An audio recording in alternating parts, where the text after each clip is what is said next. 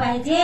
आणि कोणत्या नामामध्ये एखादा शब्द कमी जास्त झालाय की काय ते आपल्या गुरुबंधूला ज्ञानी गुरुजी सारखे असतील त्यांना विचारायचं नाम गुरु पर्यंत केव्हा पोहोचावं। गुरु गडबडीत राहतात, ते नाम तपासून घेतले पाहिजे व्यवस्थित। एक काली माताचा कालिदास सर्वश्रेष्ठ भक्ती होता।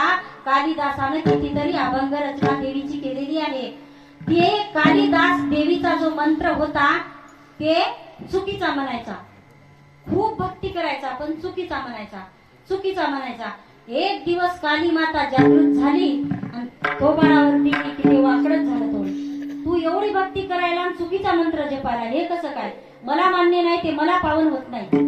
तुझी भक्ती, तू एवढं प्रेम करतो, एवढी एकाग्र भक्ती करतो, पण चुकीचा मंत्र म्हणायला। म्हणून चुकीचं नाम कधी जपायचं नाही। गुरुनं नाम दिलेले उघडे नाहीत, झाकू नाहीत।